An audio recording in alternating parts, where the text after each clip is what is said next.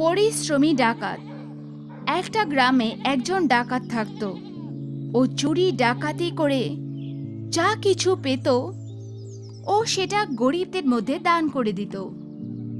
ওই ডাকাতের জন্য গ্রামের সবাই আনন্দে থাকত, কিন্তু গ্রামের প্রধান ওকে খুব হিংসা করত, কারণ ও চাইতো যাতে সবাই শুধু ওরই প্রশংসা করে আর ওকে মহান ভাবে। প্রধানের খুব সুন্দর একটা মেয়ে ছিল, ও ব্যবহার খুব ভালো ছিল। ওই ডাকাতকে ও খুব পছন্দ করত। ও চাইতো ডাকাত যেন এসব ছেড়ে ভালো কোনো কাজ করে। ও ডাকাতের কাছে গিয়ে আর ওকে বলে, আমি আপনাকে খুব পছন্দ করি, কিন্তু আপনি যে এসব চুরি চামারি করেন এটা আমার একদম পছন্দ না। আমি চাই আপনি কোনো ভালো কাজ করে গরিবদের সাহায্য করুন। ডাকাত ওর কথায় রাজি হয় না আর ওকে বলে, আমি তোমার কথা বুঝতে পারছি, কিন্তু আমার মতো ডাকাতকে কেউ কেন কাজ দেবে? প্রধানের মেয়ে ডাকাতকে বলে, আমি আমার বাবার সাথে কথা বলবো, উনি নিশ্চয়ই আমার কথা শুনবেন। তারপর প্রধানের মেয়ে গিয়ে প্রধানকে বলে, বাবা, তুমি রোহিতকে একটা ভালো কাজ করে দিলে কেমন হয়, যাতে ও পরিশ্রম করে খেতে পারবে।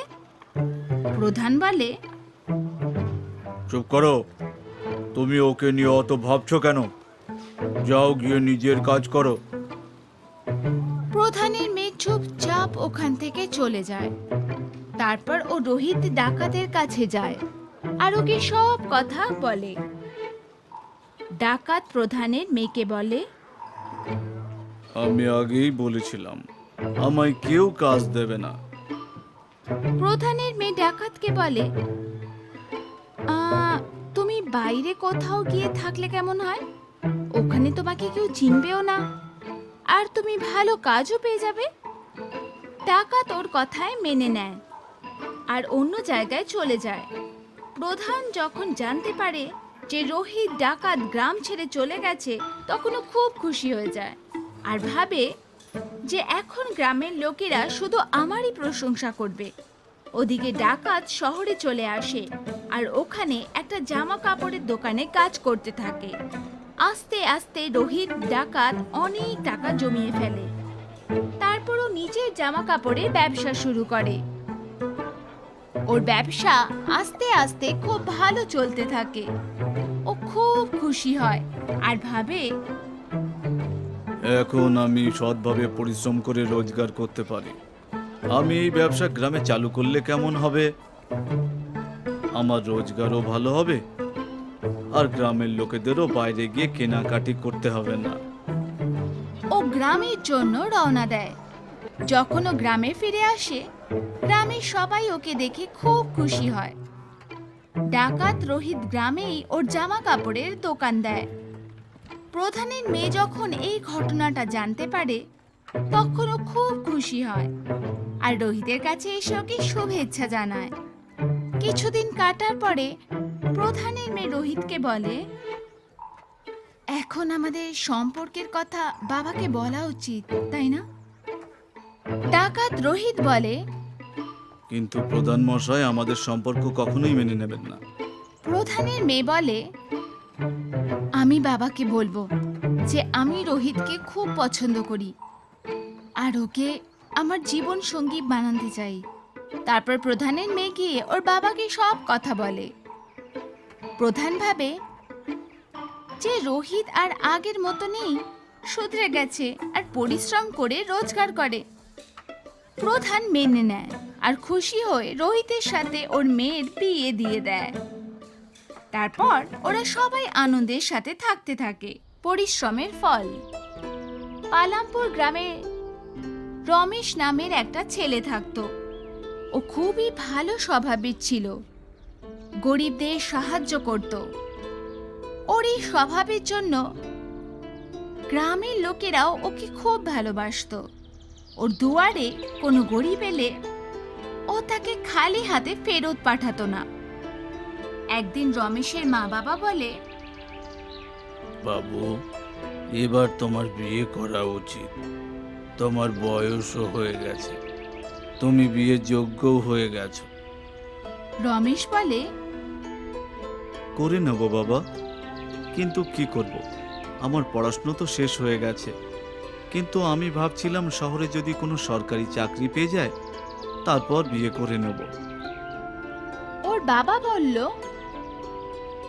বাবু, আজ নয়তো কাল চাকরি পেয়েই যাবে, কিন্তু বয়স পেরিয়ে গেলে তোকে কে বিয়ে করবে? রমেশ বলল, বাবা ধৈর্য ধরো, যতদিন না আমি নিজের পায়ে দাঁড়াচ্ছি ততদিন আমি বিয়ে করব না। ওর বাবা বলল, ঠিক আছে বাবু, তোর যা ভালো মনে হয় তাই কর। তারপর খাবার খেয়ে রমেশ বাড়ির বাইরে বেরিয়ে পড়ে আর হাঁটতে থাকে। রমেশ ভাবে, এইভাবে আর কতদিন চলবে? আমি চাকরি পাচ্ছি না আর সংসারের খরচা চালানো এসব কিভাবে হবে? বাড়িতে রেশনও শেষ হয়ে এসেছে, ততদিন অন্য কোনো কাজ করলে ঠিক কেমন হয়। এই কথা ভেবে ও জঙ্গলের দিকে চলে যায়। জঙ্গলে একজন কাঠুরে কাঠ কাটছিল। রমেশ কাঠুরকে বলে, দাদা, আমি খুব চিন্তিত, আমি কি কোনো কাজ পেতে পারি? আমার বাড়িতে রেশনও শেষ হয়ে এসেছে, আমি খুব চিন্তায় আছি, আমার কাছে কোনো কাজ নেই, আপনি কি আমায় সাহায্য করবেন? কাঠুরে বলে, তোমায় দেখে তো শিক্ষিত বলে মনে হচ্ছে, শহরে গিয়ে চাকরি করছো না কেন?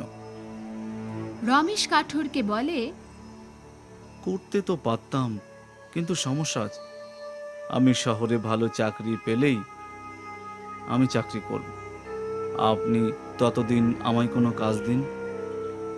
ওই কাঠুরে রমেশকে কাজ দেয়। ও রমেশকে দিয়ে কাঠ কাটায়। ও গরিব হওয়ার জন্য রোজই এই কাজ করত, আরও সংসারের খরচ চালাতো। একদিন ওর বাবা অসুস্থ হয়ে পড়ে, আর রমেশের কাছে টাকা ছিল না যে ও শহরে গিয়ে বাবাকে বড় হসপিটালে দেখাতে পারবে। তাই রমেশ গ্রামের লোকদের কাছে টাকা চায়, কিন্তু কেউ ওকে সাহায্য করে না, আর ওর বাবা মারা যায়। রমেশ খুব কষ্ট পায় আর ওর বাবার কথা মনে করতে থাকে। এইভাবেই সময় কাটতে থাকে।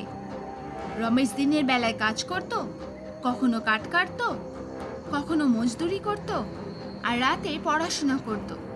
অনেক বছর কঠোর পরিশ্রম করার পরে রমেশ এমবিবিএস এ অ্যাডমিশন পেয়ে যায়, আর ও পড়াশোনা করে খুব সফল ডাক্তার হয়ে ওঠে, আর শহরেই একটা হসপিটাল খোলে। তখনই গ্রামের একটা ছেলে রাহুল, ওর বাবার অবস্থা খুব খারাপ ছিল, ওনার বাচ্চা খুবই কঠিন ছিল। গ্রামের লোকেরা বলে, শোনো রাহুল, তুমি শহরে যাও, আর আমাদের এই গ্রামের ডাক্তার রমেশ শহরে আছে, ওখানেই দেখাও। রাহুল রমেশ ডাক্তারের কাছে ওর বাবাকে দেখাতে নিয়ে যায়, আর ভাবে, আরে, ও তো সেই রমেশ ডাক্তার, ওর বাবা তো ঠিক আমার জন্যই মারা গিয়েছিল, আমি তো গ্রামের লোকেদের টাকা দিতে না করেছিলাম। রমেশ বলল, আরে রাহুল, কি ভাবছো তুমি? তুমি চিন্তা করো না, তোমার বাবার কিচ্ছু হবে না। এই কথা বলে ওনাকে অপারেশন রুমে নিয়ে যাওয়া যায়, আর রাহুলের বাবার জীবন বাঁচিয়ে দেয়, আর এসে বলে, রাহুল, আমি তোমার বাবার জীবন বাঁচিয়ে দিয়েছি, তুমি যদি সেদিন গ্রামের লোকেদের না উস্কাতে তাহলে হয়তো আজ আমার বাবাও বেঁচে থাকতেন। রাহুল বলল, আমাকে ক্ষমা করে দাও ভাই, আমি আর কখনো কারোর সাথে এরকম করব না। রমেশ বলল, মানুষের দুঃখ কষ্ট বোঝার চেষ্টা করো, কারণ কখন কে কোন সমস্যায় পড়বে। এই জন্য আমাদের সব সময় সবাইকে সাহায্য করা উচিত, গরিবদের নিয়ে মজা করা উচিত না।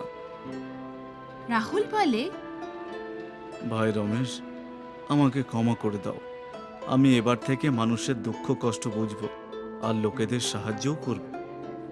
রমেশ বলল, ঠিক আছে। তো বন্ধুরা, এরকম আরো গল্প দেখার জন্য আমাদের চ্যানেলকে সাবস্ক্রাইব করো আর বেল আইকন প্রেস করো, যাতে কোনো গল্প তোমার মিস না করো। পরের গল্পে দেখা হচ্ছে। Bye bye.